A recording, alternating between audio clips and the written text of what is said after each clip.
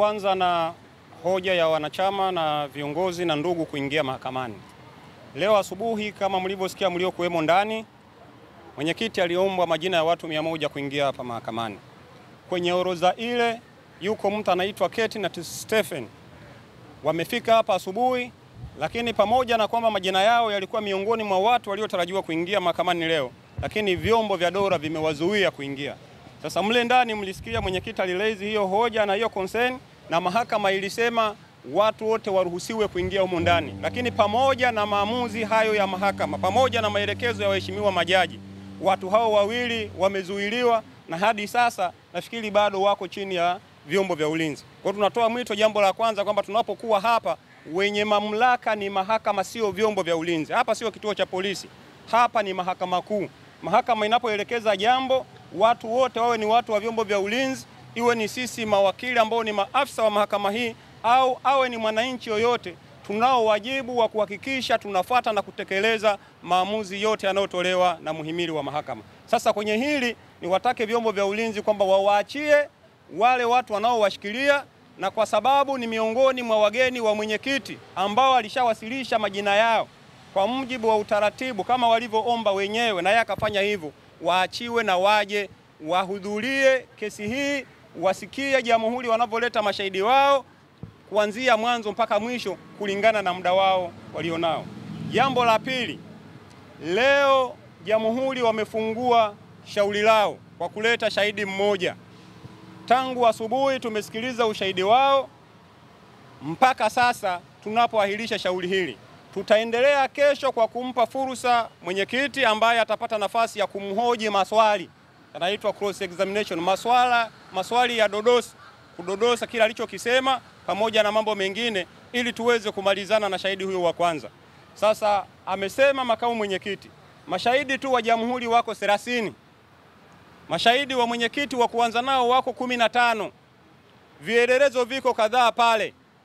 Viko baadhi ya vitu tunaviona, hata jamhuri wenyewe nadhani mliokuwemo ndani mmeona kama kuna kesi au hakuna kesi. Shahidi si ndio huyu? Amekuja leo, mmemsikiliza tuliokuwemo ndani.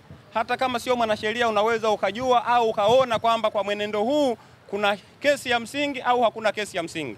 Niwaombe kesho pia tufike kuja kusikiliza hayo maswali ya dodoso, ili sasa jambo hili lieleweke. Tutakaposikiliza mashahidi wote 30 watakapomaliza, basi mwenyekiti naye watafunga ushahidi wao na tutaingia hatua ya pili, kwa maana ya mwenyekiti naye kuanza kujitetea kama Mwenyezi Mungu akipenda. Jambo moja tu ambalo ni la utofauti kidogo. Tulipokuwa kule Kisutu tulifanya zoezi lilikuwa linaitwa komito, na kwenye maelezo ya komito kuna maelezo yakiwemo maelezo ya shahidi mwenyewe aliyokuja leo. Tunajua nini kimetokea, lakini shahidi hajaomba kutoa maelezo yake aliyoyaandika yeye mwenyewe kule, na ambayo yalikuwa sehemu ya komito kule, akisema hayo maelezo ni miongoni mwa vielelezo muhimu ambavyo pia jamhuri walisema wataviwasilisha hapa mahakamani. Shahidi amezungumza kuanzia mwanzo mpaka mwisho, na kwa hatua aliyofikia sasa hana fursa tena ya yeye shahidi kuomba kielelezo chake, kwa maana ya maelezo yake yaweze kuwasilishwa mahakamani. Kwa tunajaribu kushauriana na mteja wetu ambaye tunamsaidia kwenye masuala haya, ili aone ni namna gani kama anaweza kawaambia basi na maelezo yake yale kesho yapokelewe hapa, ili apate fursa pia ya kumhoji, kumuuliza maswali ya dodoso dhidi ya maelezo yake. Sije kawa kule walichokuwa wanakisema na sasa kinachokuja hapa ni vitu viwili tofauti.